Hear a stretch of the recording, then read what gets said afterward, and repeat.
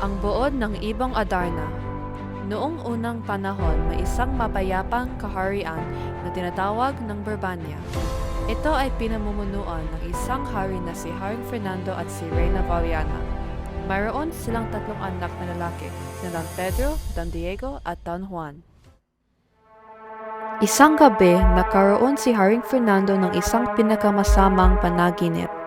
Nakita niya sa kanyang panaginip na ang kanyang bunsong anak na si Don Juan ay nasugatang ng husto at humingi ng tulong.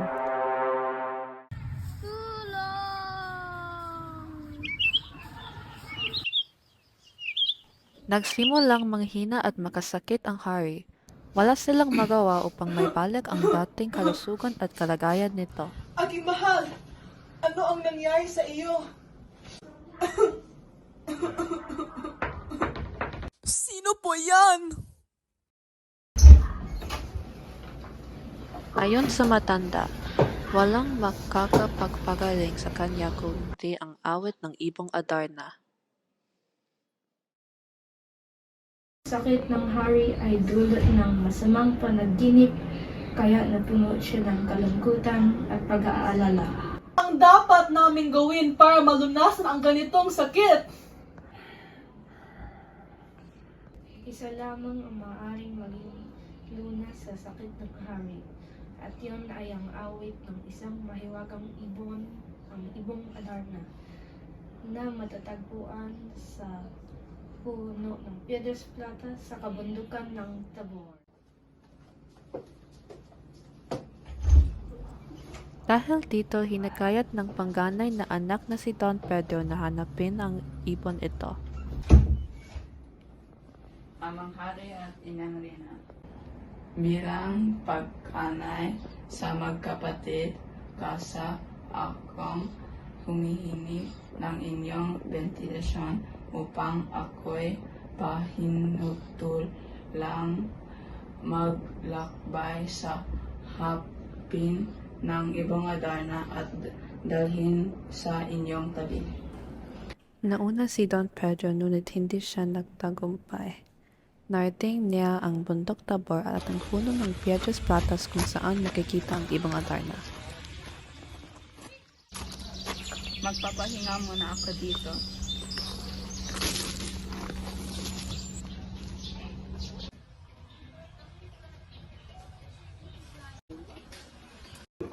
Saan ang aking anak na si Don Pedro? Inang Reyna, 3 linggo na ang nakalipas, ngunit hindi pa rin nakakabalik ang aking kapatid. Huwag payagan ninyong sumunod at hanapin ang Ibong Adarna na siyang tanging lunas sa sakit ng amang hari. Ngunit ito ay mapanganib. Kailangan ko itong gawin para sa amang hari. Kung yan ang iyong nais, pero kailangan mong mag-ingat. Ang panggalawang prinsipeng si Don Diego ay sumunod upang hulihin ang Ibong Adarna. Ngunit sa kasamaang palad, nakaroon siya ng parehong karanasan sa kanyang nakatadandang kapatid na si Don Pedro.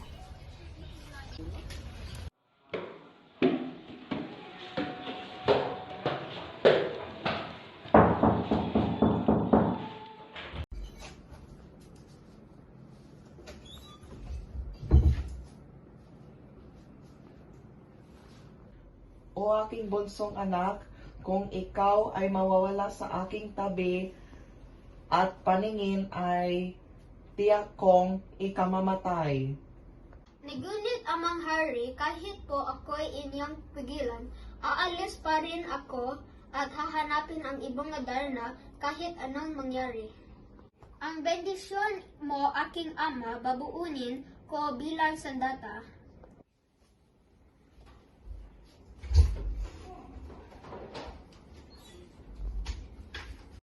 Ang pinakabatang prinsipe ay umakyat sa bundok Tabor. Nakilala niya ang isang matandang lalaki na nagbigay sa kanya ng payo tungkol sa mahiwagang puno ng Piedras Platas at paghuli sa Ibong Adarna. Teka lang! O kayo sa aking kino. Kung May pagkain kayo riyan ay pwede pa ko bahang mahagi. Kahit kauntay lamang sa sapat na.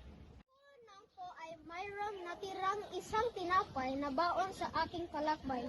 Ito po at tangip ninyo at ako'y busog po. Salamat, Ginoo. Sanay ikaw at patalayan. Maaari ko bang manitanong kung ano ang iyong pakay sa iyong paglalakbay at baka ikaw ay aking matutuladan? Tumulong ang matanda at nakbilin sa kaniya na huwag siyang mahumaling sa lahat ng magandang kaniyang makikita at huwag din siyang matutulog kung makita na ang ibong. Dahil sa kirot nito ay hindi siyang nakatulog hanggang sa nakatapos ang ikapitong awit ng ibong Adarna. Siya ay binigyan ng matanda ng sintas na lantay na ginto na siyang itatali sa ibong kapag ito ay natutulog. Pagkatapos mahuli ang ibon, siya ay nagtunggos sa matanda. Kumuha ng tubig si Don Juan upang ibuhos sa kanyang napatong mga kapatid. Agad-agad ay bumalik na sa dating anyo ang dalawa, ngunit hindi saya ang naramdaman ng dalawa.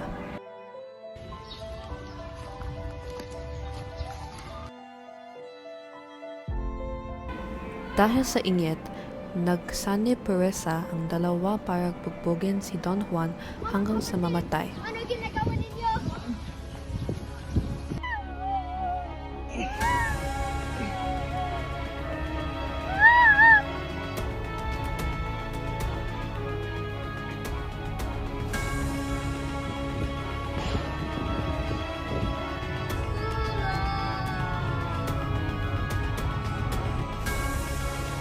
Di ako natutulog ay ako sana nakahuli sa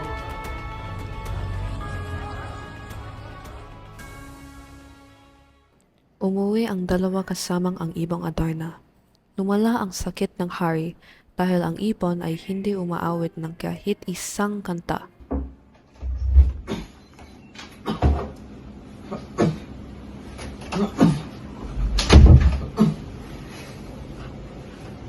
ay nakabalik na at dala ang ibong Adarna. Aking mahal, ikaw ay huminahon. Magkakasama sa iyo ang sobrang pag-aalala.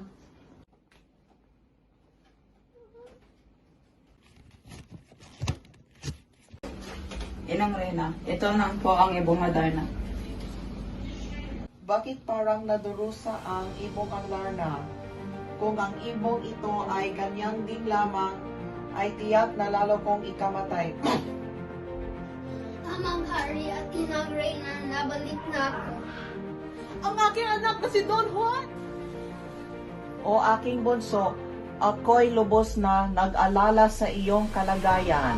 Simula nang umawit ang ibong Adarna matapos makikita si Don Juan. At si Haring Fernando ay nagsimula ng gumaling at bumalik na ang kanyang dating lakas.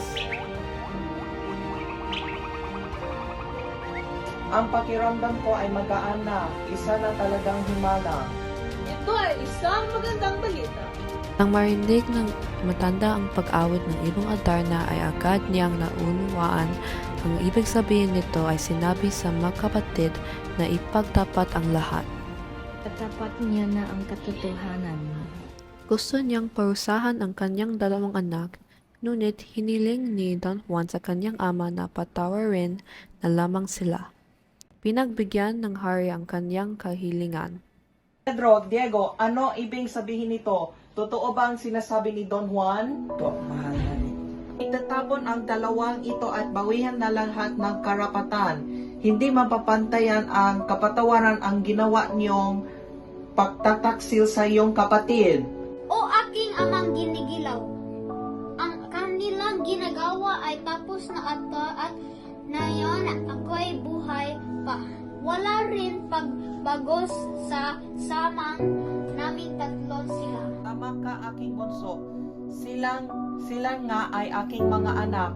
Nungit magkasala silang muli ay hindi na papatawarin at kamatayan ang making kapalit. Nakakaintindihan ba tayo? Po, amang hari. Pagkatapos ng araw na iyon ay hiniling ng hari sa tatlong prinsipe na bantayan ang ibong Adarna at iyon na ang wakas ng ating kwento. Sa Nayon.